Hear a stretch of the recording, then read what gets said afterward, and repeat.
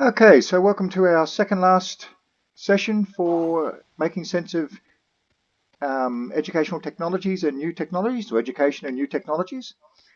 And Henry just asked a question about some of the quizzes, and I apologize for those. There's been a few glitches I've had with the authentication process for the quizzes, but I will endeavor to have those up and running again as soon as I can. Generally, most people find that they can meet the requirements of the completion activities without doing the quizzes. But because some of you may wish to do the quizzes, I'll get those up and running as soon as I can. There was just a few technical issues with them over the last couple of weeks. And I see we have Hadis joining us and Henry's here. So, before we get into things, are there any other questions about the assignment before we get into this week's topic? And some people would like to know when we'll get our marks. Yes. And again, I was hoping to have those for you by the end of last week. There's been a number of little difficulties with that, and they should be available in the next day or two. I've got most of them completed. There was just a couple that I had a few difficulties with, and it's taken a little bit longer to get those done than I had hoped for.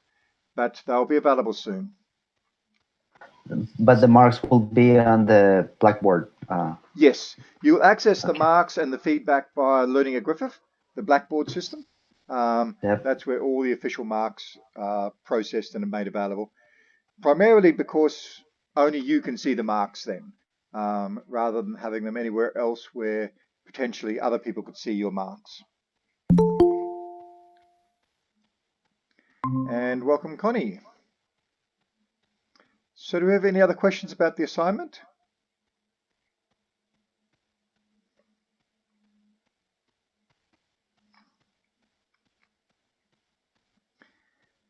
Okay, well, questions might arise as we go through this week's topic, because some of the elements relate directly to the tasks involved in the assignment, and hopefully that'll prompt you with some clarifications you may need, or hopefully also clarify any aspects of the second assignment that you may have.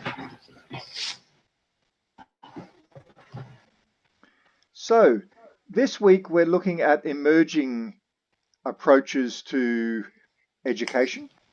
Last week we looked at more traditional approaches and traditional ways of going about structuring the pedagogy and other processes involved in schooling. And things have started changing a little bit, not hugely, but there certainly have been some changes over the last decade or so, mostly as a result of new technologies, but also as we've swung backwards and forwards between progressive and more traditional educational approaches. And the main difference that's really emerged has been around cognitive science, where we've understood more about how the brain works and how we can engage with that understanding to improve the learning process in our schools. But also there's been some changes around our understanding of organizational structures. There's been a shift away from hierarchical organizational structures to more flat organizational structures. And traditionally, schools have been very hierarchical. You've got your principal, which is essentially the king. You've got the various lesser nobility, which are the heads of departments and the deputies and so forth. And then you've got the teaching staff. And below that, you've got the peasants, which generally are the students. That has changed somewhat, though, over more recent years, as we've understood that there are alternative models for managing where we can distribute the authority and responsibility much more amongst staff members, but also including students in many cases in the decision-making processes of the school, and letting them have a say and an authentic role in the running and management of schools. So does anyone have any thoughts or comments about that before we get into the readings?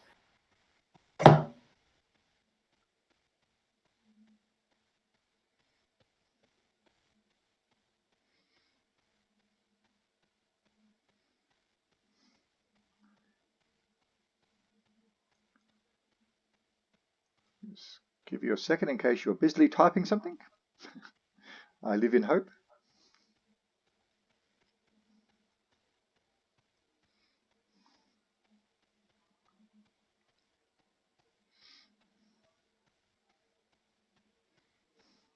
Okay, well, let's look at the first reading then. Where are we?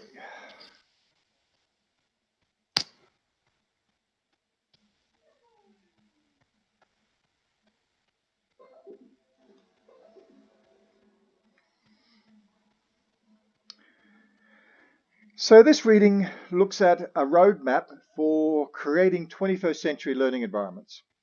Remembering that we're now already almost 20% through the 21st century. Sometimes it seems a bit quaint to still be calling it the 21st century learning environments as though that's something into the future, when we're already well and truly part of the 21st century.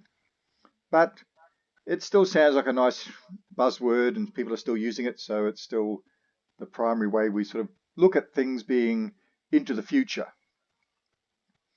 Now, in this document, it goes through a whole range of different aspects around how education is changing and may continue to change in the future as a result of different developments that I've already started talking about.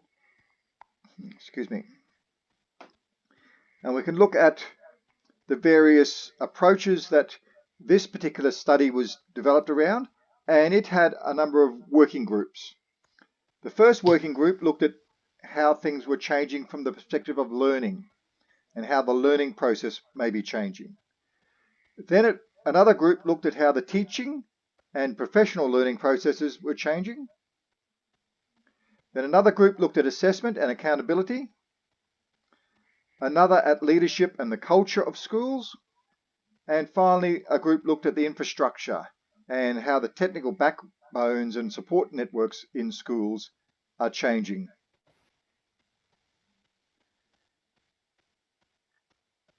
And if we look first at the changes being explored to do with learning. Oops, a little bit further. Here we are.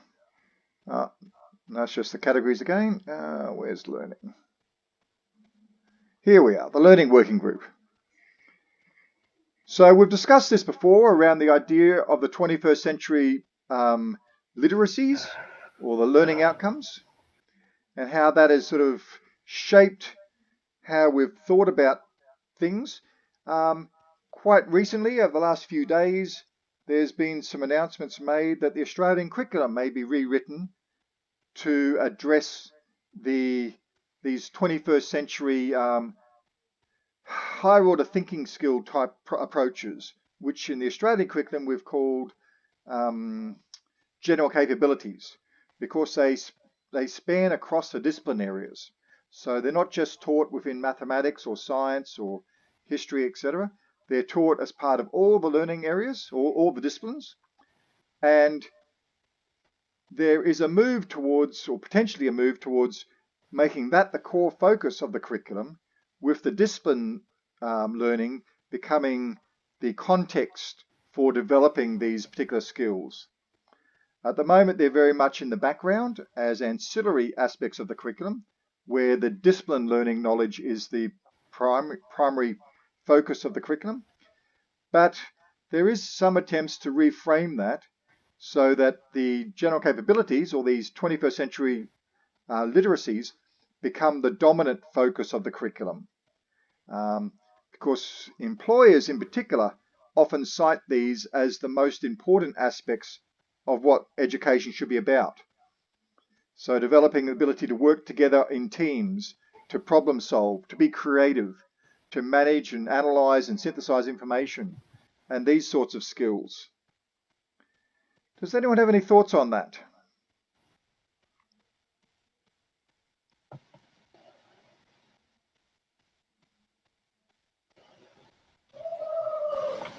One of the things that I realized when reading this is that there's the issue of equity.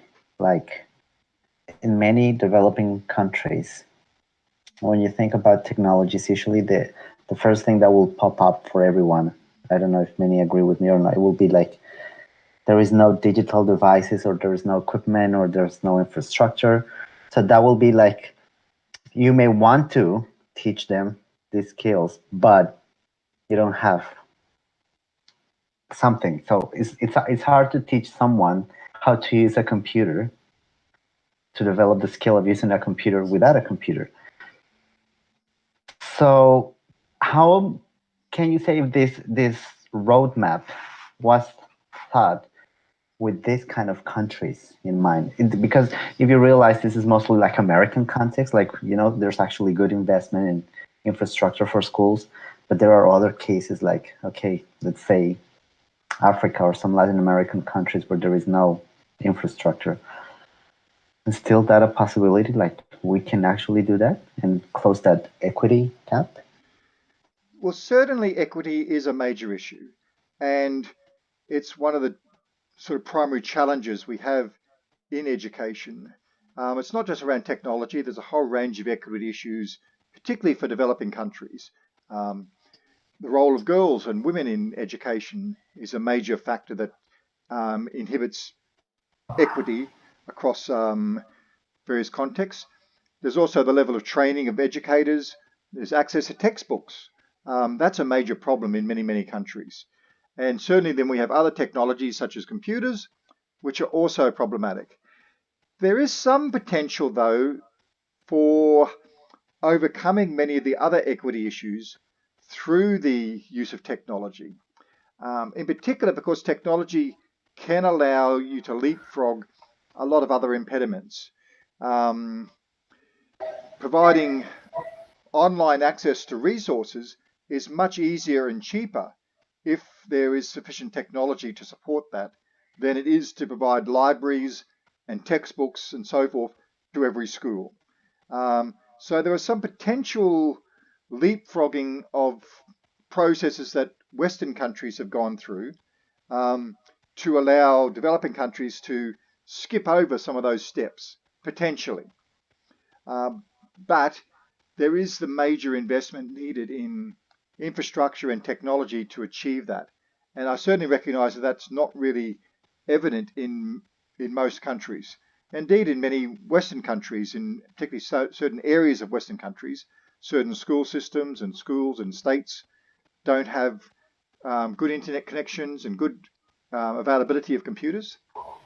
So it's an ongoing issue, and it is a problem. No one has an easy solution to it at this stage. There has been attempts to develop programs such as the One Laptop Per Child program with very low cost laptops. India has a program for they've got a laptop that's meant to cost less than $100 that provides, or a tablet that provides good internet connectivity and networking capability for their particular needs, because they have a very large population and very limited technology in most of their villages and schools, with even access to power being problematic. So they're looking at very low cost solutions to that problem as well. So there's potentially technological solutions to the issue. Google is looking at trying to work out ways of providing internet access to very large remote areas with their Project Loon, where they're having balloons and other low orbit satellites providing internet connectivity across areas where we would traditionally not have good infrastructure. So there are moves afoot to try to address those issues, but it's a huge problem, and it's not going to be addressed quickly or easily. The caveat around all of that is we still have to try to achieve best practice of what we can do. And so while it may not be achievable for everyone, we can still see what can be achieved for some. And as it then progresses, it drives the ambitions of other countries and other groups to keep up with what's being achieved by those in the lead. So long term, equity may never be totally 100% achievable. Of course, there'll always be some advantages in some areas where some things are possible that aren't possible for everyone. But that doesn't mean we simply stop trying to be innovative and develop new approaches. Um, it means we have to always keep working to help those that aren't quite at that stage yet to catch up, even though we're continuing to move on with whatever group is currently having an advantage. But it's always a big issue and it's always a significant issue, even within schools and within school systems. Say in Queensland here in Australia, we've got quite a few schools that have very poor internet connectivity. We've got lots of schools that don't have one-to-one computer access. And some schools have got very few computers at all.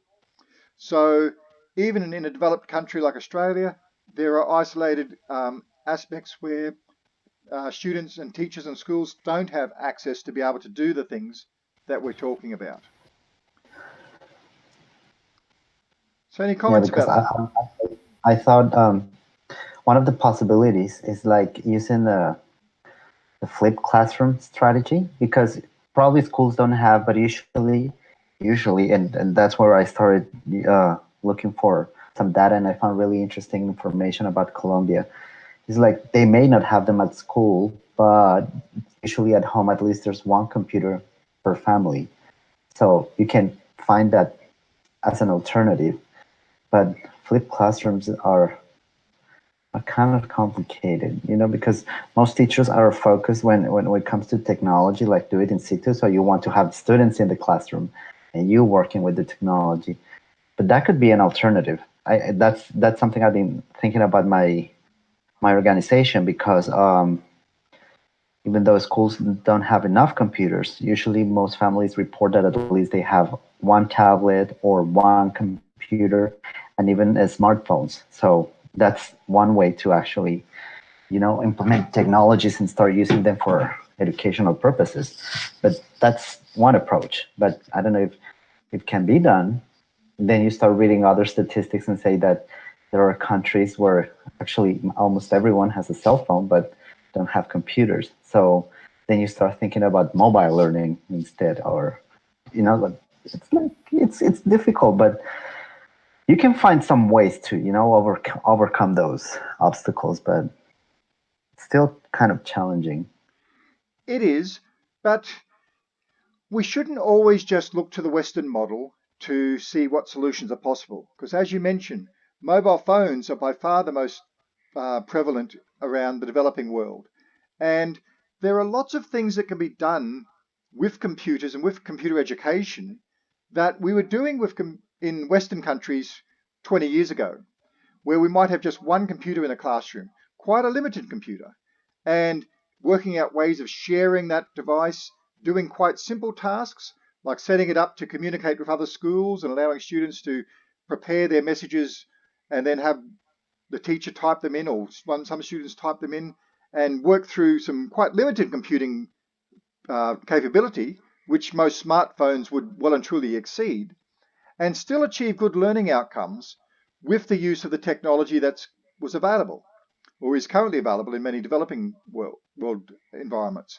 So we shouldn't always just look to the latest, greatest, most affluent environments and what they're doing with computers. Of course, it's often quite inefficient because they get lazy. If everyone's got their own computers and they're all really super powerful and everything else, you don't have to worry about trying to get things being done really efficiently.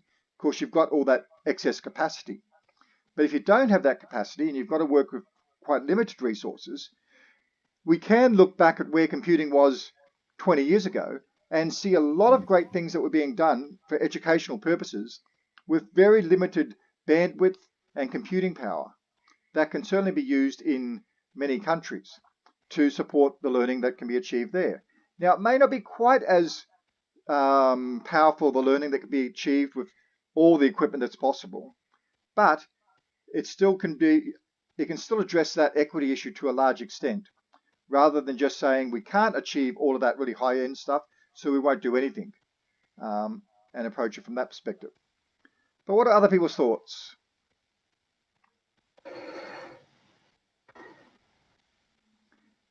Hadis or Connie, do you have any thoughts?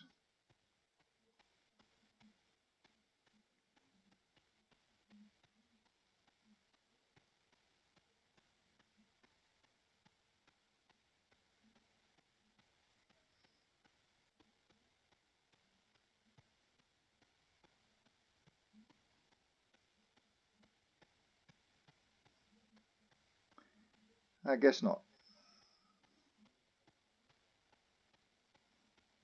Okay, so Connie mentions her internet is slow today and you can hardly hear. Okay, Connie, understand.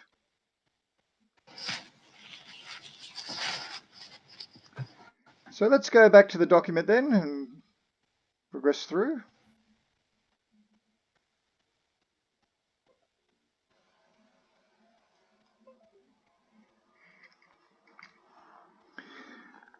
So we've got that whole concept around different learning standards, different learning outcomes that can be achieved instead of just our traditional subjects and traditional curriculum. And there's various principles that the group came up with.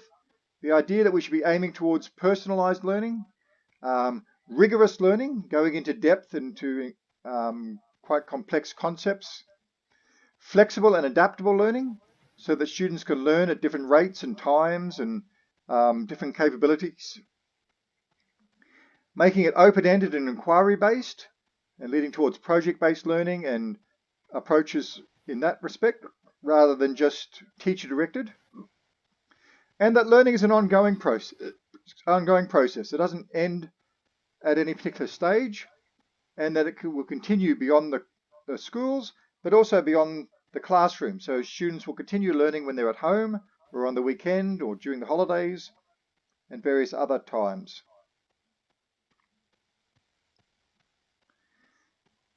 And they identified various stages of learning in a planning process, a building process, and a transformative process. So like what we've been looking at in a number of the models, there's a progression where we start with the planning aspect. We plan out how the learning is going to occur. We then build upon that, and eventually we get to a transformative process where we're doing things very, very differently to what we originally envisaged were possible.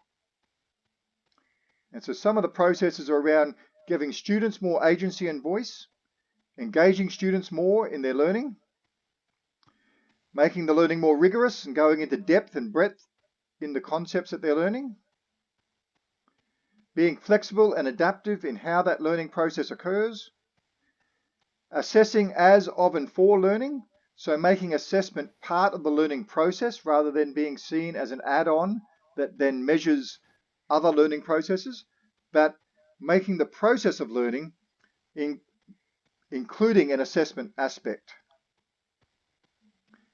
Having open-ended and self-directed learning tasks, connecting to the real world, having anywhere, anytime learning opportunities, and recognizing that we're living in a hyper-connected and mobile environment where students can learn anywhere and at any time. And they identified a number of key questions to ask about their learning organizations, and these might be considerations that you think about in developing your own implementation plan, and in particular the policy considerations, because what you're doing is creating a policy for your organization, and these are some of the things that this group is suggesting you should consider in regard to your implementation plan as it relates to student learning. So how it's going to be funded, how much agency you're going to give to students in this whole process. Will there be incentives involved? How do we prepare our teachers to be able to engage in this space? Will the structure of the school day and the year change?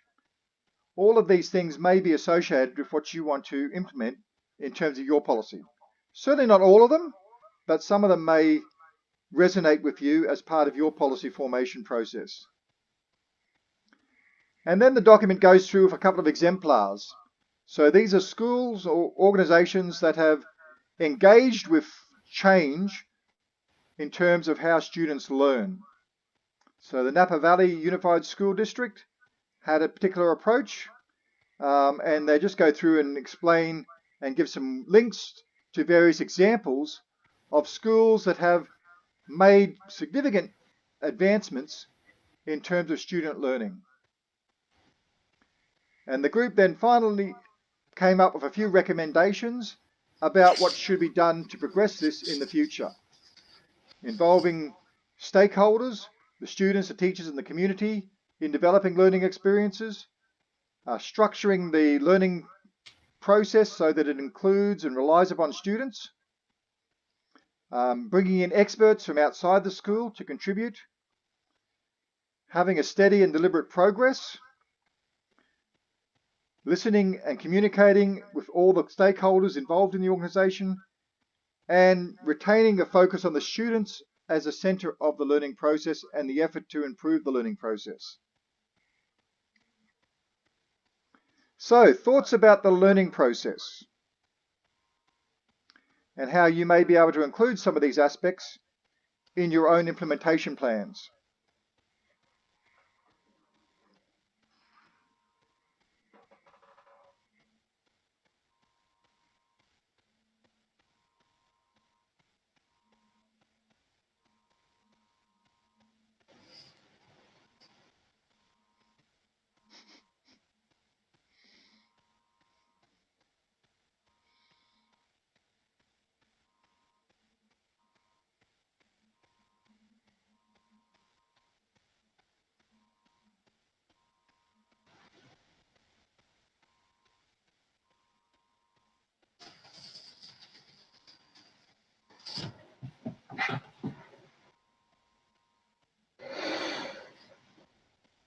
Well, I'm gonna say something. I was actually, since usually you have to go through policy, through all these things that you need to support your uh, implementation programs.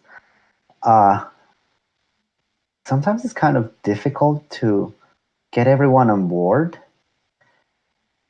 And I say this is just basically from experience. I'm not talking from theory or anything, but like back home, usually when you want to come with this innovation, and it's not only teachers with a lot of experience and that have been working for a long time, but usually novice teachers or pre-service teachers have this idea that we still need to go back to the old ways. It's like you cannot believe that they come out of university with these ideas. Like change is kind of difficult, so they think that technology is not a way to actually accomplish teaching.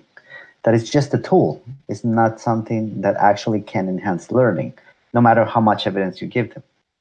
And this is mostly a reaction, I think, because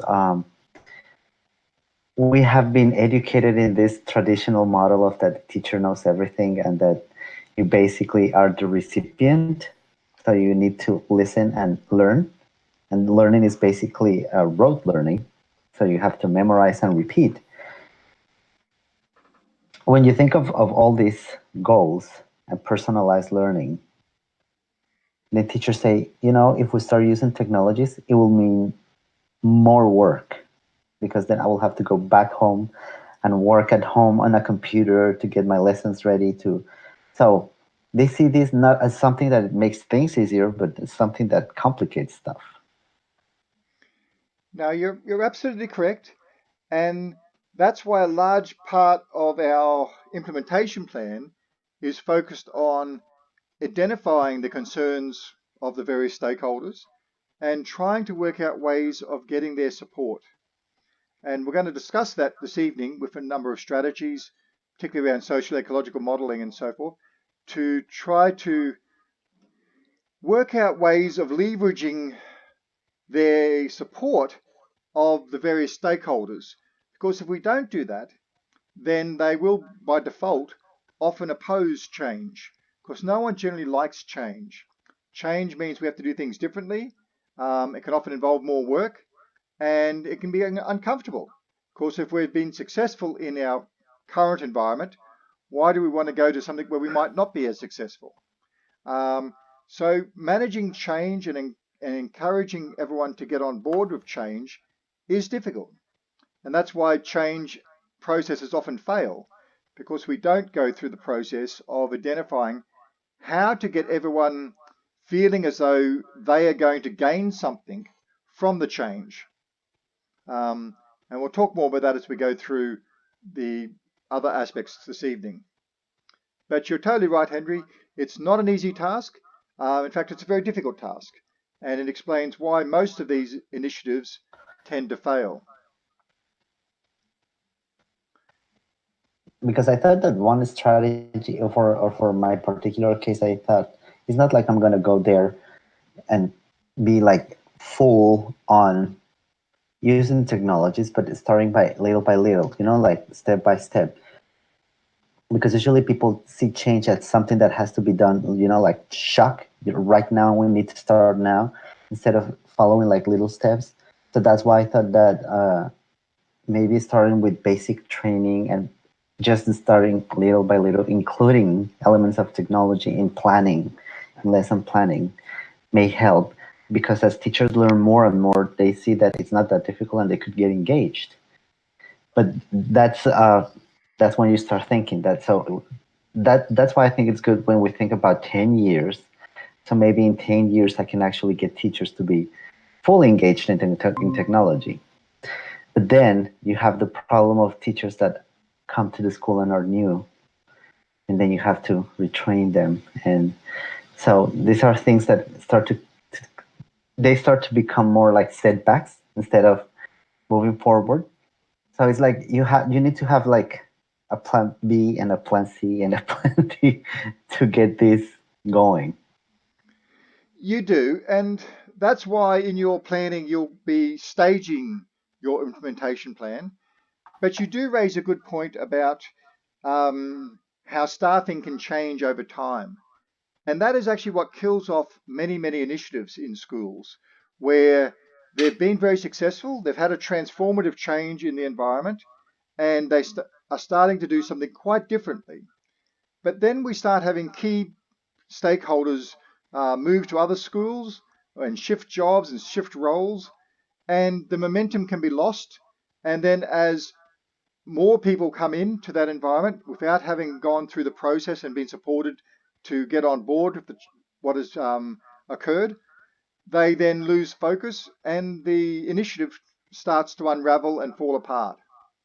Now, we're not going to try to address that in this course.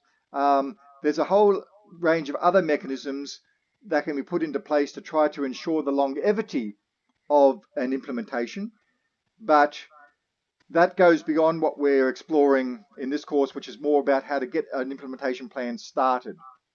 But keeping things going in an organization and building upon them over time can be just as difficult. Now, ideally, you'll continue forward and you'll continue implementing new things over time that build upon what was already existing. But that can be challenging because, as you said, you've got new people coming in, and if they haven't been brought up to speed, that's a whole lot of additional effort that has to be ongoing to keep your organization at the level that you would like to see it at. So there's lots of challenges around doing things at the cutting edge, but there are schools that have demonstrated it and are continuing to demonstrate it. And there's some of the examples in that document which showcases those schools that have managed to make the change and will hopefully sustain that change over the long term. But we can't become complacent with our changes, particularly if they're not systemically accepted as change across the entire educational system, because over time things can erode and fall back into previous approaches. Okay, so let's look at the next section then.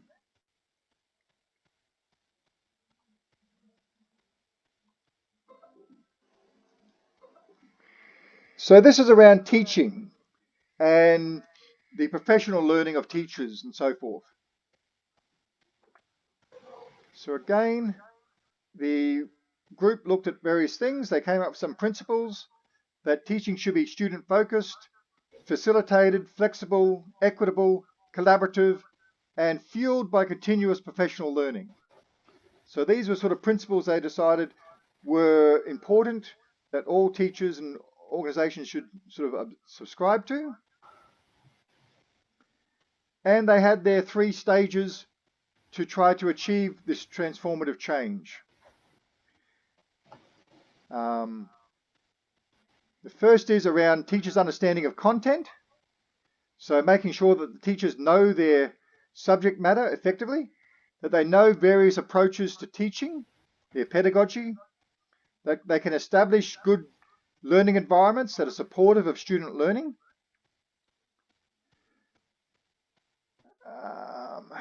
And that goes through it again.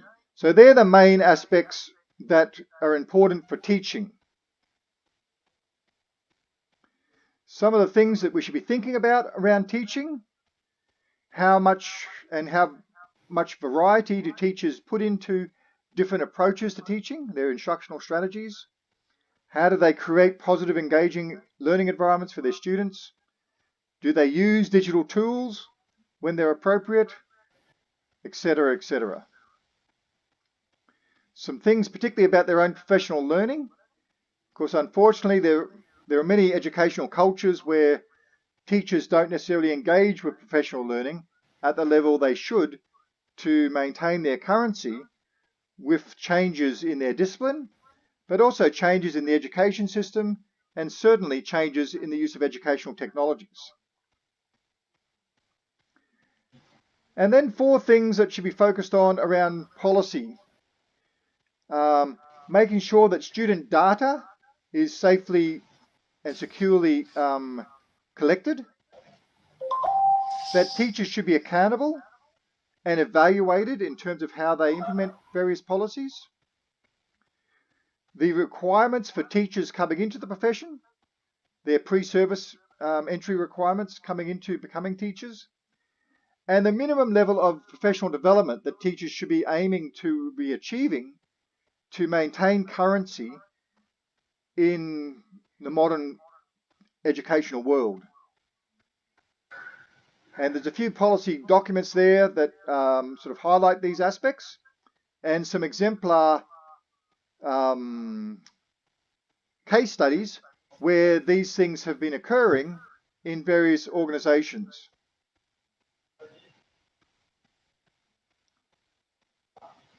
And finally, some recommendations for the future.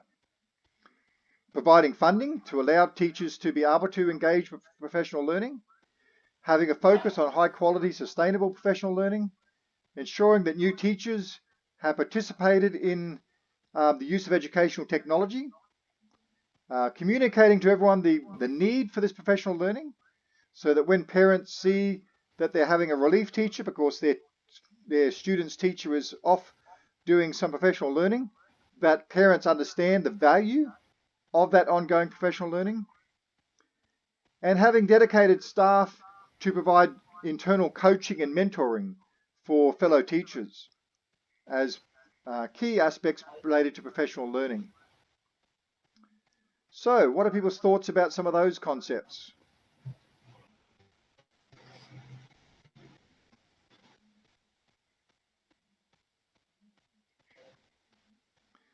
So this really relates to the culture that you want to engage with in your school around teachers embracing the need to use technology, to stay up to date, to master their content, and to also explore various approaches to teaching in terms of having a wider pedagogical approach.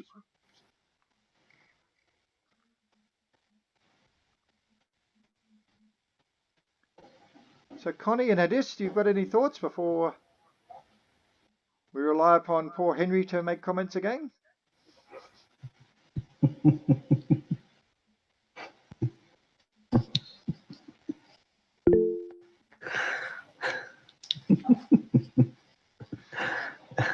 Yes, Hadis, but do you have any comments?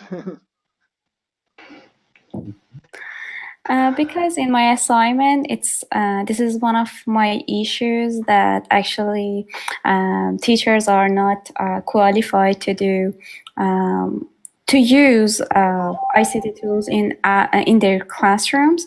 When I was about to write my assignment, I was thinking. You said that in Australia, the government, I don't know, the policies like actually teach teachers how to use digital tools in their classroom properly. So there is a framework actually for teachers. in my country, there is not such a thing. So the kindergartens should provide something for teacher to, get to use digital tools, or maybe they should apply some framework to help them how to use digital tools in the classroom. It was really confusing for me because I need to provide something that I don't know who's responsible. I don't know. It's teachers' responsibility to go and learn it from World Wide Web, or someone like me go there and teach them how to use, or maybe, I don't know, it's pretty complex things for me. It's pretty new because I thought that we have laptop, we have computers, we have cell phones, everything, but they are not using it properly. It's just a simple usage of digital tools. So do you think this is something that actually the institutions supposed to do something about it, or no? I can find a way that run a kindergarten that actually teachers can comfortably use that digital tools and improve their curriculum and pedagogy in their classrooms. Now, Hadish, you raised some good points, and to a certain extent, there are advantages to both approaches. In Australia, we've tended to take the responsibility for professional learning and make it the responsibility of the educational departments and organisations to provide that for teachers. Now, that was seen as the most efficient and effective way because many teachers didn't have the resources and access to their own professional learning, particularly when they were in remote schools and in circumstances like that. But that said, there have been some quite significant disadvantages from that approach. Primarily, we've developed a culture in Australia whereby teachers expect professional learning to be provided for them. Now, most professions, and indeed one of the things that defines a profession, is that professionals take on the responsibility for their own professional learning. We don't have that as a primary culture in Australia, and that's probably something that needs to change, because traditionally teaching was seen more as a trade rather than a profession in Australia, and it's only more recently, in the last 20 years or so, become a focus on being a profession. And generally, for most professionals, the expectation is that you are responsible for maintaining your own professional learning and being up to date and capable of operating as a professional in your field. Now, we don't have that, as I said, as a culture in Australia. And if you're looking to establish a culture in another country, for example, I would caution against taking the Western model of providing professional learning systemically to teachers, because it does tend to deprofessionalize teachers, where they become used to other people providing that for them. And the responsibility is not theirs, it's the organization to provide them with that learning. That's a very dangerous approach to take, particularly as we now move into a world where there's so much professional learning that's needed, and it's often quite fragmented. It's not the same professional learning that all teachers need to learn. A teacher of mathematics may have to learn quite different things to a teacher of English or of early years and so forth. So building a culture whereby teachers take on their own professional learning, providing them with the time released to be able to do so, certainly, providing them with funds to be able to attend conferences and workshops and university courses and things like that. That's how organizations can certainly assist. But I would caution against the model that we use, whereby the organization takes on the responsibility for teachers' learning, because that's, to a large extent, it infantilises teachers, where we treat them as they're incapable of doing their own professional learning. And that's not a good thing. certainly not in the experiences I've had with the professional learning environments for teachers. But what do other people think about that concept?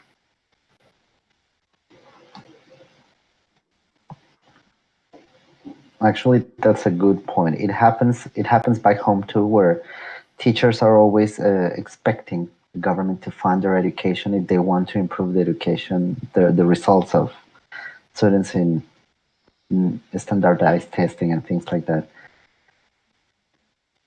But in our case, it's mostly because there's a wage gap between professional and what we actually get paid.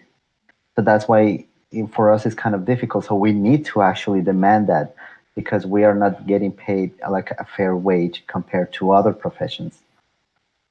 No, So absolutely. And that's a good point. If we have the expectation that teachers will be professional and responsible for their own ongoing learning, we do have to provide them with the time to be able to do so and also the funds to be able to do so. We can't just shift all of that off the organizational responsibility onto teachers, but the responsibility for managing their own learning, for deciding what they learn and how they learn it, should rest with teachers rather than being told what they need to learn and how they need to learn it. But certainly teachers should be supported in that, or as we do in medicine and some of the other professions, we just pay them so much money that they can then manage it themselves. But in the main, teachers need the time to be able to do learning, and where they need to go to do conferences and special courses, be supported in doing those. Because having teachers pay for that themselves is, at this stage, probably an unreasonable expectation, certainly under the wage rates in most of the rest of the world. Australian teacher wage rates are generally quite high, so there may be some expectations around their own responsibility for professional learning to a certain extent in Australia, but certainly not in most of the rest of the world and in countries where it's quite low, such as the United States. Now, Connie makes a few points. I don't know if there's any provided framework by the government for preschools in Malaysia. Connie, unfortunately, I'm not up to date on the preschool frameworks for Malaysia, but I would be surprised if there's not some sort of frameworks, or at least where they've borrowed frameworks from other countries and have used those as models. And certainly if there are none, then you could look to frameworks from countries like the United States and Australia and the UK and other Western countries and look at how they may be applicable, or more local countries like Singapore, which has a fairly westernized education system, and they may have developed some frameworks that you could use to support things. And the other thing you could look for frameworks is around international schools.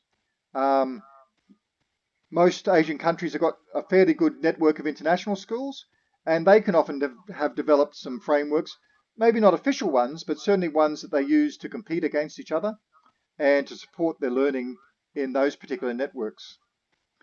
And you also mentioned, I've seen my sister completing some homework related to animation, but not sure how it relates to education.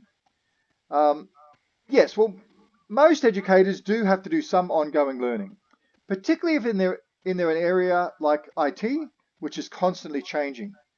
But most areas of education are undergoing some change, if only in various new approaches to pedagogy as a result of new educational technologies. And teachers should be at least keeping up with those aspects, if not the content of their own curriculum areas. And certainly it's a problem we're seeing in science in particular, where what is taught now in science in schools is very, very different to what is actually happening in industry in terms of science, where almost all of science now in industry is all related to accessing and manipulating huge amounts of data, where in school we hardly touch upon data at all. It's all still based on simple experiments. And we don't really get a good appreciation of what it is like to do science in our school environment. And there's other examples where we've had a bit of a disconnect between what we teach in schools and what's happening in the disciplines in the outside of schools. Okay, let's look at the next document, or next part of the document.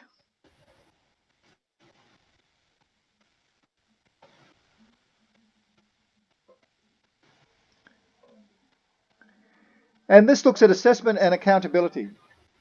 So how assessment and accountability is changing, and it certainly seems to be intensifying throughout the world, but there are certain principles that they suggest should be adhered to, that it should be relevant and credible, it should make use of new information and be kept up to date, that we should try to assess creativity and initiative and things of that nature and problem solving, not just easily accessible things like memorization. We should look towards improving the efficiency and effectiveness of student learning processes. And we should also consider the students' legal and ethical processes around assessment, such as cheating and other issues in that respect. They also suggest we should focus on higher order skills, have assessment that can very effectively identify critical abilities that students must learn, have standards that are internationally benchmarked, not just made up in a particular country or organisation, that are sensitive to various issues around instruction so that all students have got the opportunities to be assessed fairly and validly and reliably, and so there's no biases that are built into assessment tasks, which we can often see, particularly if there's a dominant culture or racial group in a country where the assessment tends to be written that preferences the understandings of that particular group, or gender, or various other cultural elements. And it goes through, again, various approaches you can use, such as performance-based assessment and portfolios, where students demonstrate what they can do, self-assessment and peer assessment models, student response systems, so you can have formative assessment during learning activities, and a more widespread use of rubrics or multiple dimension criteria sheets that allow students to demonstrate or see what they're being assessed on. A few other things about having increased planning and grading time for teachers to give them more time to give reliable feedback. Improving the reliability between teachers so that one teacher's might mark easily, another teacher might mark more difficultly or harder. So having ways of calibrating those teachers so that they all give similar judgments on student performance. Different ways of delivering assessment, particularly using technology so that students can be assessed online and other approaches. And providing support for teachers so that they can do more effective assessment, providing them with the training and professional development to be able to learn how to do assessment more effectively. A few principles again. Having assessment that's personalised and adaptive, so it's not all just uniform, everyone does the same test. Having it so that different people can be assessed with different questions and different tasks. Involve multiple measures and over in the entire school year or learning period, so it's not all just happening at one day at the end of the year where students may be ill or just perform badly on that one instance. Promoting student growth, so having assessment that supports the learning process rather than being done outside of the learning process.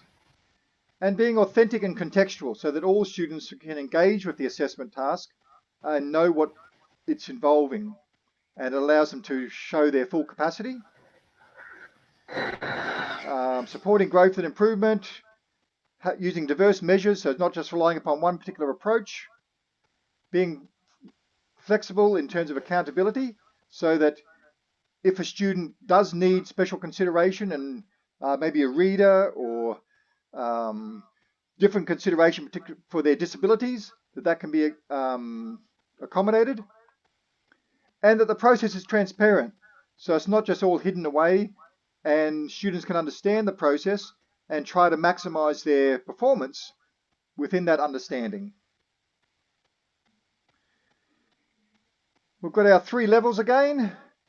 Improving our use of assessment tools, improving our staff knowledge and readiness to use different approaches to assessment, having a good focus on purpose and beliefs about assessment, so understanding why we assess and ideally having it support the learning process, different approaches to planning and implementing assessment, our compliance measures, where we have to meet the requirements for external bodies to show that what we're doing meets their standards, and then a range of questions that you can consider if you're incorporating assessment as part of your own implementation plan, and some of the policy considerations. Looking at what policies exist that we have to comply with. That's the primary one. But also considering things around having an accountability system that is open and that everyone can work within, and also have methods whereby students can challenge assessment so that if they have been disadvantaged, they can make a challenge to that and it can be authentically investigated and consideration can be made to their particular circumstances. And a number of other approaches there that you can read through. And of course, we then have a number of exemplars of different approaches organizations have used around that. And into the future, we should be considering these aspects when we look to develop assessment policy and hopefully improve the assessment that's achieved in our learning organizations. So, comments and feedback. What do you think about assessment?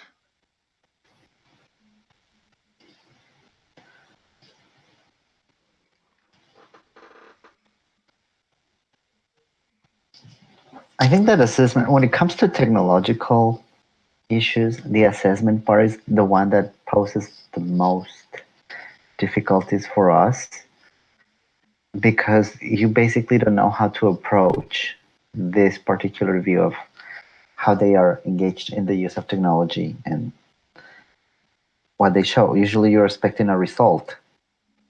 So in this case, we're working on how they actually are developing a skill. And then usually I had issues when I was using Moodle from my own experiences. Like the easiest one for me was always use multiple choice test, things like that, because it's like the quickest. But then you realize that they have other tools like creating wikis, and actually those could be a good way because those are faster collaborative approach. But then you have the issue that people is not familiar with the use of rubrics. So when you explain to a student that you're going to use a rubric, usually they don't know what I'm asking. So they are usually expecting, they're like, no, I want a grade, I want a mark, I want a number. They want something concrete. Because when I describe what they have to do, it's like, but okay, this is worth how much of my final grade, when you start explaining that actually that's not what I'm going to assess, they get upset. So it's like we're not only implementing technology, but changing the whole way about how to see assessment, formative assessment for students. They're always expecting something like I made it or I didn't make it, or a number or a letter, but they cannot understand the rubric. And for me, in some cases, I usually start with them in year 9, and it takes me a whole year just to teach them how to read the rubric. So by the time they're in year 11, when I show the rubric, they actually know what I'm talking about, and they then start performing. So if we can actually turn this into a whole culture inside the use of technology, that would be a great achievement. But then again, how you can teach teachers, or how can you help teachers understand the difference between using multiple choice, because most people think that standardized testing is about multiple choice, instead of seeing that actually can be related to competencies or skills or this different kind of assessment. Yes, assessment is always a tricky one because it is often very high stakes. And people see fiddling with assessment is very potentially problematic. But over time, it is possible to introduce a whole range of new approaches to assessment, particularly through the use of technology. Digital portfolios have been a very big influencing factor around the use of technology as it relates to assessment. We also now have tools such as automated essay marking, but the multiple choice is by far the most common because it's the easiest to mark and process. Before that, we had the marked cards where people used their lead pencils to fill in little boxes. That's now generally been replaced by computerized mark cards or multiple choice assessment tasks on computers. But changing assessment culture can be a big task, often even bigger than changing pedagogical practice. So you do need to take it carefully in terms of how you approach it. And you need to offer the stakeholders benefits for any changes, particularly in terms of improving our understanding of student learning and improving our recognition of the things we want to measure, particularly when they're not well assessed via multiple choice measures. So if we're really interested in things like creativity and collaboration and those other higher order thinking skills, they tend not to be well accessible by multiple choice testing. And if our culture is around multiple choice testing, and that's all we assess, then that drives the focus towards lower order thinking skills. But if as a country and as a school or an organization, we want to focus on the higher order thinking skill development, then we generally have to look at other accessible forms like portfolios and project-based learning and other approaches that can assess the skills that we want to then try to develop in our students. That's something actually I wanted to ask Hadis, because I was talking to a friend this morning, and she we have to another class come with a leadership initiative, and she was thinking about how you can actually get to see if children are happy in a school or not. And she said, but I'm thinking of early childhood and they cannot write or they cannot. So actually, how is the assessment process in early childhood?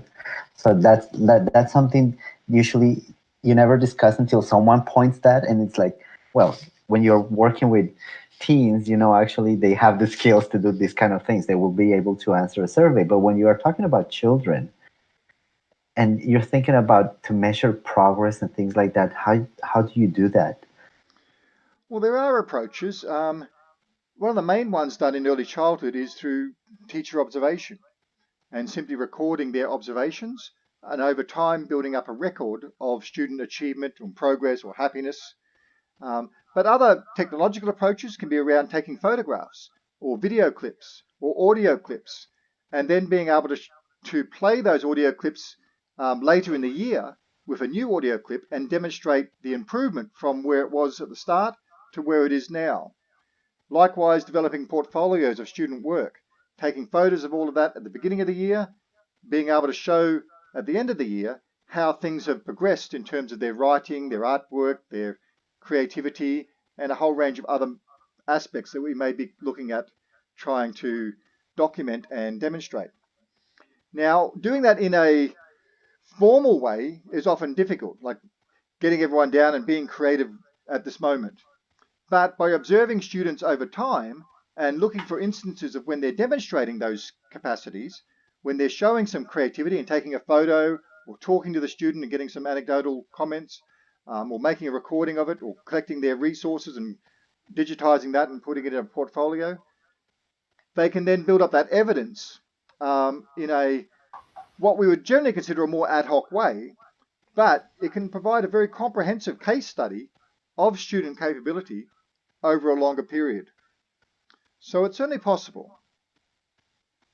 But we just have to rethink our understanding of assessment towards more about gathering evidence of student ability rather than creating an assessment item that is then students are tested against.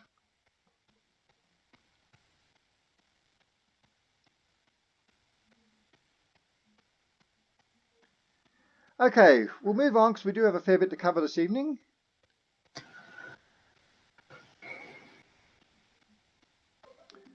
Let's have a look at the last couple of sections in this particular document. So the next one is around leadership and developing the culture in an organization to be able to achieve success. It again identifies some of the things that we should be hoping to achieve in an organization. Things such as student agency and risk-taking, community involvement, etc. They set forth some principles and an approach towards going from what's currently expected to a staged progression towards transformative operation in a learning organization. This idea of having distributed leadership, so it's not all within a hierarchical model, engaging the community, having a focus on students, building trust and having a supportive environment, building a collective vision, which is what you're doing as part of your implementation plan, creating policies and structures that support leadership in that organization, and establishing an environment whereby students can have agency again, putting in place guides and advocates to keep a focus on the things we want to see happen. So giving people responsibility towards making certain things occur in our organization. And that again might be a strategy you consider for your own implementation plan, whereby you identify certain people that will take on responsibility for certain aspects of your plan, rather than all being reliant upon yourself or the leadership team. And using digital technologies to support these processes. Various questions you can consider and policy considerations. Thinking about whether or not the school day and the timings are best for your particular proposed change. Are your teachers and school leadership up to the task? Can you evaluate them and see whether or not they can actually do what you want to have them do? And if not, how might they be trained or better prepared to be able to do it? What accountability systems will we put into place? What measures will there be that have to be achieved at certain times so that we can see that things are progressing and also push things towards occurring? The requirements for graduation and other curriculum requirements, particularly one of the initiatives happening in some schools is around different levels of progression, so that not all students have to progress with their year cohort, that they only progress when they can demonstrate different capabilities, and they stay at the year level, or they stay in that particular cohort until they can show that they are capable of progressing to the next level. The idea of licensing educators and administrators, so having some sort of standards and recognizing and accrediting staff, having professional development models, assessment policies, textbook policies, purchasing policies, etc.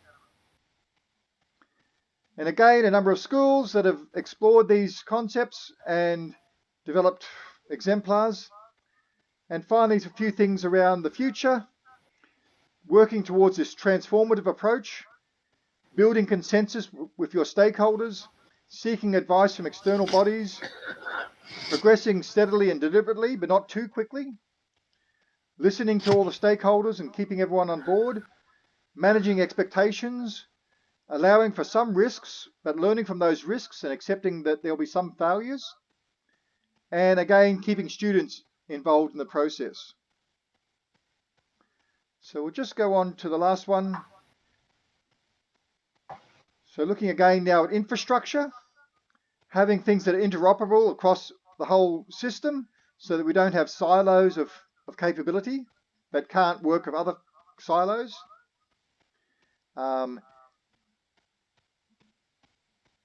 Supporting the 21st century learning environment, etc.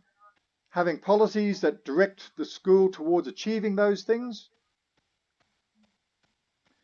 A few principles that should be aimed towards: providing good internet connectivity and broadband infrastructure, accommodating a variety of devices, providing technical support so that people can use the equipment without having to be technical experts themselves, providing professional learning about the use of the environment and the equipment and the technologies that are available, protecting privacy and data, and meeting the physical needs and environmental needs of the environment.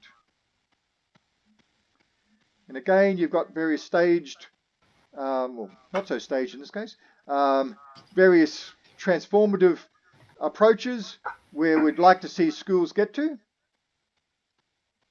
and a few key questions and no policy statements, okay?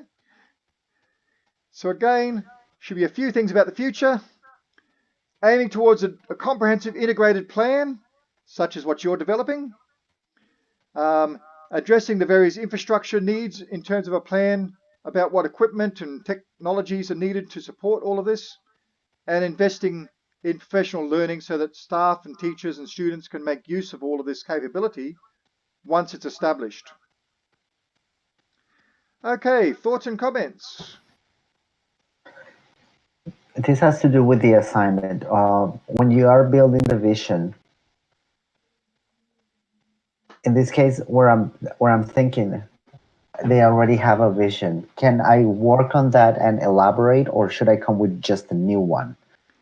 Well, it's an assignment, so I don't know and particularly care about the realities of your organization.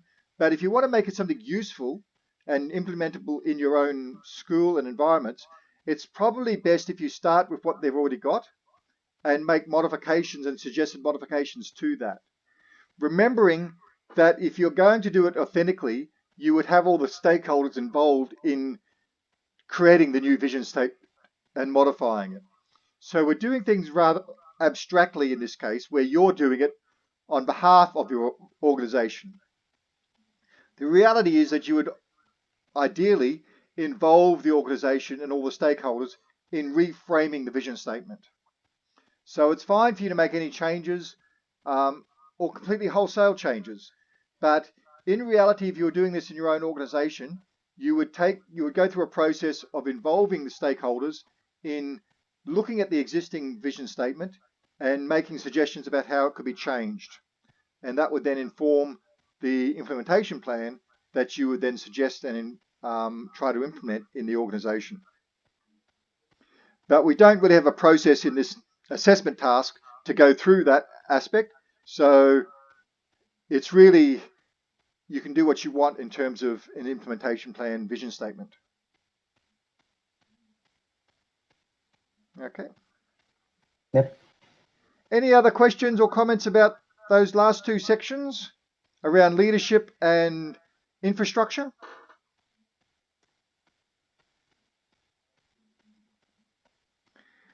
Okay, let's look at the next document then.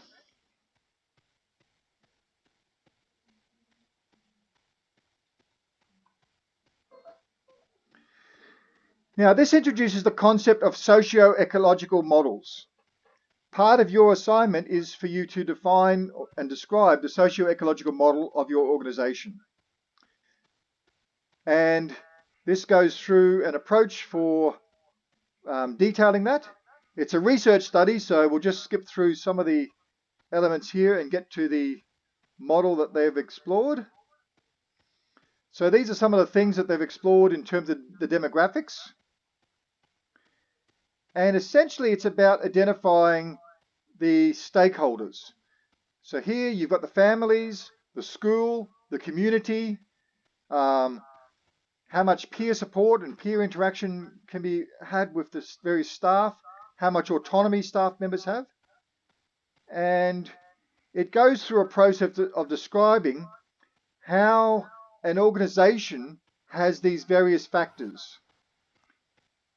The other documents I provided you go through that in a slightly more formal way. So this is the model of a socioeconomic model. And essentially, each of these have got various influencing factors, and you can apply this to an individual. So there'll be certain things about yourself that you have about your own knowledge and attitudes and skills. Then you've got your interpersonal interactions with your family, your friends, your social networks. You've got interactions with your organization, with your school and your university and other things. You've got interactions with the community, and you've got interactions with overall larger scale policies. So whenever you're faced with some decision making, various of these factors will most influence you. If, for example, you were most interested about your own learning and you wanted to do things because you really wanted to learn more and become better at doing things yourself, then that would be a factor focused mostly about your individual aspect. If you're mostly focused around your students and supporting your students, that would be an interpersonal factor. If you're mostly focused around supporting the school and the needs of the school, then you're looking at organizational factors. If you're mostly focused about supporting your discipline and teachers as a whole, then you're looking at community factors. And if you're mostly focused at supporting how the school or how learning is occurring nationally and meeting national policy statements or even potentially international policy statements, then you're focused around doing things internationally. So this helps us identify what are the factors that are going to influence you the most. If you're thinking about retiring next year, the main ways of influencing you might be addressing your individual needs about being successful and getting your pension and having a nice transition into retirement. You're not particularly at all concerned anymore about the students or about the organization or the community. You're focused on your own personal needs. If you are someone aspiring to become a deputy principal, then it may be about organizational needs, where you have to show to the organization that you're a good team player, that you can come up with good processes and policies for the organization, and that'll help you get a promotion. Then you might be focused around organizational needs. So it's all about trying to think about the things that we're most focused on, and these things can then be used to influence stakeholders if we can identify those things that they're most interested in. So, for example, parents are particularly interested in the achievements of their students and things of that nature. And so if we can identify what interests parents the most, then we can provide supporting information and arguments to them about our proposed implementation plan that will get them on board. So if we can show parents that we're going to improve student outcomes, students are going to be happier and more successful as a result of our process, then that will probably get them on board. Our employers might be most focused around budgets and the costs involved and the implications upon the wider organization or the overall achievements of the organization. So our leadership team is potentially focused much more upon other issues, and we need to make sure that they see advantages to our implementation plan that meets their needs. The community might be more interested in how our implementation plan prepares better students for the local community, maybe keeping them in the community so they don't go off and go to other communities. It may be about training them for the specific needs of the community. It might be about giving them a good sense of civic responsibility so that they'll contribute to the community. So there could be a whole range of aspects related to that. The next one provides another model similar to that. It gives it in terms of a nice diagram. So again, we've got individual needs, interpersonal needs, organizational needs, community needs, and policy needs. And so for any of our stakeholders, we should try to identify what is their particular focus. What is the thing that will interest them the most and get them to be most supportive of the planned things that we want to see happen in our implementation plan. And I provide an example where related to ICT integration with this document, where I use slightly different terms. Microsystems relate to individual and interpersonal needs. Mesosystems relate to the organization and the environment. Exosystems relate to the discipline and relationships with those within the discipline. Macrosystems relate to the community and to the country and to the ideologies and geographical groupings. And I introduced another one called chronosystems, which relate to the time frame. So for example, if someone has just had a promotion, they're probably not that interested in looking after organizational interests. While just before they get their promotion, they're very interested in that. But they're not likely to get another promotion now for another 3 or 4 years. So that's not going to be a main critical focus area for them. Likewise, students, if they're at the start of high school, they might be very different in terms of their perspective about supporting the culture and improvements to the school than if they're just about to leave year 12. So where things occur in terms of a time frame of the individuals in our socio-economic system can also have a factor. And there's a diagram somewhere here.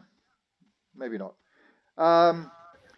So again, what you need to do is think through these various factors in terms of how they can support influencing the stakeholders in your organization.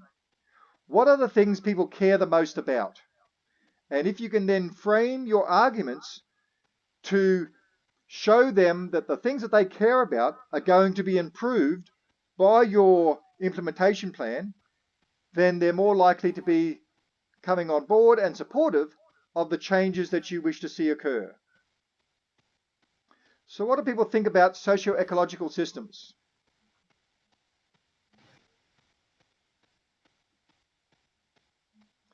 It's a little bit like systems thinking, but it's much more focused on the individual concerns of various organizations and groups within the ecosystem. The thing is, when you look at the graphic, it's actually a very good help. You know, it's better than actually reading it because it makes more sense. But you get the feeling like one system is contained inside the other instead of interacting from different perspectives.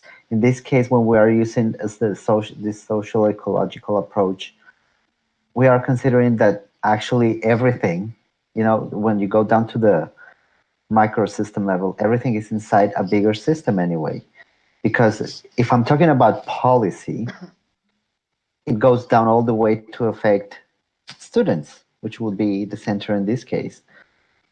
So when we are using this model for our case, it's fine if we just maintain it, but use like different categories depending on how we are planning. I see where you're coming from, and you're thinking from a systems thinking perspective. In the main, socio-ecological modeling doesn't look at the interrelationship between the systems. That certainly is a limitation of the model, but it's more about identifying the key factors that will influence various stakeholders, rather than the interrelationship between those factors and between the influencing factors of stakeholders. Certainly there will be different factors that will influence someone, and for many people that might be all of those factors. But there'll be certain key ones that will actually we might use as our argument against the implementation plan, and ones that if we can be shown how the implementation plan will make the things that we're most concerned about and most care about better, that's really the power of the socio-ecological model in this particular context. So don't try to overthink the complexity of the model. Certainly there is the interrelationships within there, but it's really used as a tool for identifying key factors rather than understanding the interactions between all of those factors.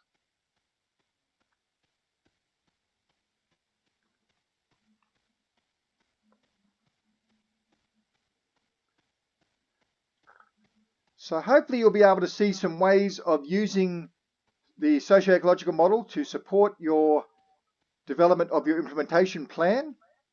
If I just bring that up again and show you where it fits into context of your assignment.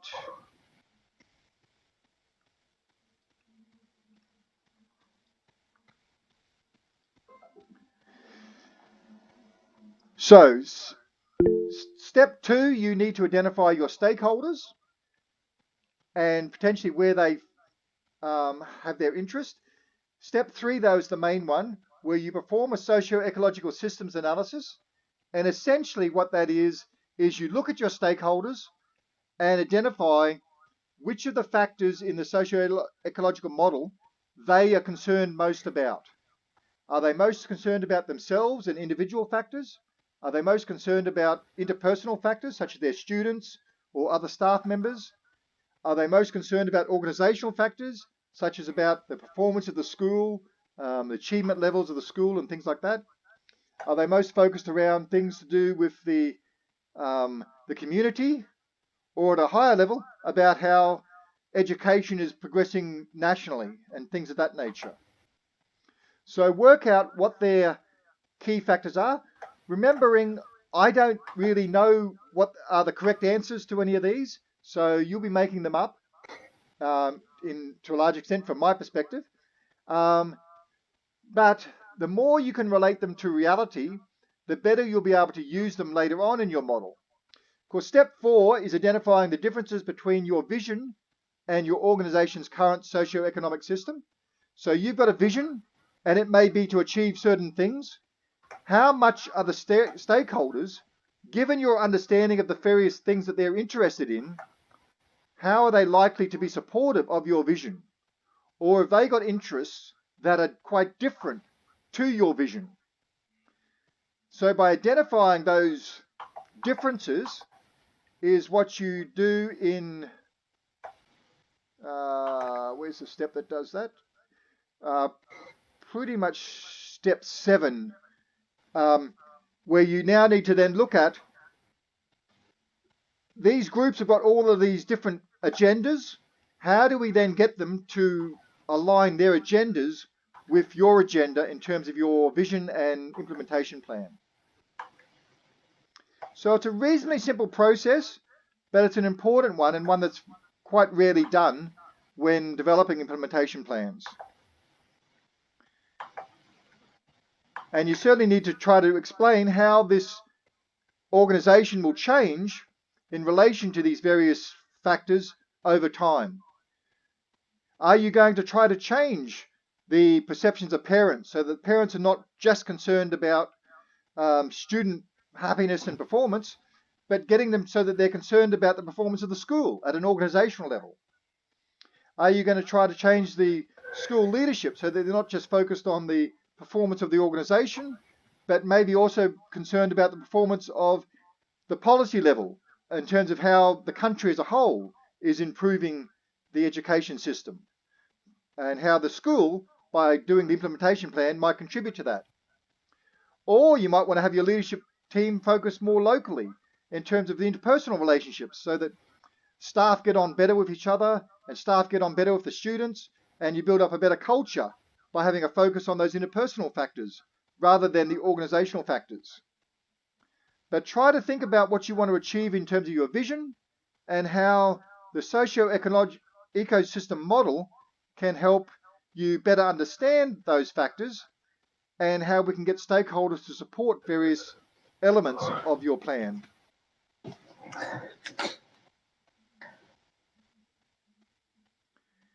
Questions, comments, statements, arguments? But we have to mention everything that is like related to what we are going to visioning, because we are not going to improve our classroom overally. We are going to, apply specific things in our classroom. I don't know, maybe because mine is like applying something in our classroom. So we shouldn't take care of like, maybe a gender is not an issue in my case, so I'm not going to talk about it. Well, there'll still be agendas, and in fact, you've just described your agenda, which is about improving the your classroom organizational structures. Other agendas might be around improving the relationship between students and teachers, or teachers and parents, which would be the community agenda. Or you might have another agenda around your own personal well-being, about being able to cope with the stress of teaching and aspects around that. So you need to think about your own agendas in terms of your implementation plan, and that should come across fairly clearly. But everyone will have different agendas. We don't tend to call them agendas. They're really just their focus areas of interest. And you may have a teacher a colleague who is really focused around wanting to be innovative with technology. That's their agenda. And so that's easy enough. You give them opportunities to engage with technology. But someone else might be really focused around having a really caring relationship with the students. So to get them on board in terms of using technology, you'll have to show them how it can support their particular interests, which might be better communicating with the parents, keeping a record of student engagement over the year, so having records of conversations and things of that nature so that they can work on that relationship building over a longer period, but trying to work out how they can get advantage from your implementation plan based upon their particular interests. And then you've got the interests of your students, the parents, the leadership team. They'll all have somewhat different interests. And for your implementation plan to be successful, you do need to think about those and work out ways that you can get them on board and supportive of what you want to change. Got it, thank you. It takes a little while to get your head around it, but hopefully you'll see the advantages as you start writing about these things in terms of the potential success of your implementation plans. Now, Connie also mentions, so it's to convince the stakeholders to support the factors that we would like to introduce. Essentially, yes, Connie, although it's not just convincing, it's really showing them that there are advantages and building those advantages ideally into your implementation plan. So it is convincing them, but ideally convincing them by giving them evidence of the advantages, not just suggesting that there might be advantages even though there aren't.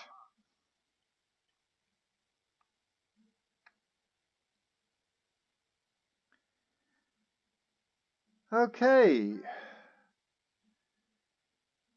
So they're the key aspects we were going to look at this evening. Next week will be our final session where we're going to be looking at transformative processes. So ways we can go about transforming an organization, utilizing the various approaches and strategies and techniques that we've been exploring over the last few weeks in developing your implementation plans. So please make sure you get those readings done so that we can have an in-depth discussion about transformative processes in education, and particularly as they relate to educational technologies. So do we have any final questions?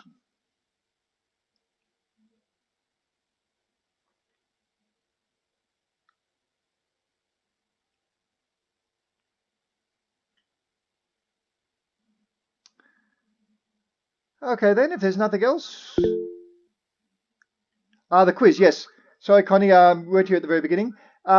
Yes, I'm having some technical difficulties with the quizzes. I'll try and get those up as quickly as I can. There's just been some glitches with the technology in how they're performing, and I'm just trying to solve that particular issue at the moment. So they'll be available soon. In the main, though, have a look at whether or not you may have already achieved the maximum 20 points through doing various other activities. It's generally fairly easy, particularly for those that are involved with these online video conferences, to achieve those 20 points and to see whether or not you actually have to do the quizzes or not. But I'll certainly have those available as soon as possible if that's how you wish to achieve the 20 points.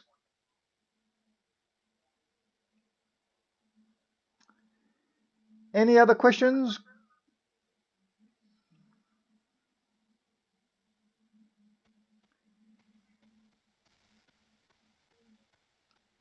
Yep, okay.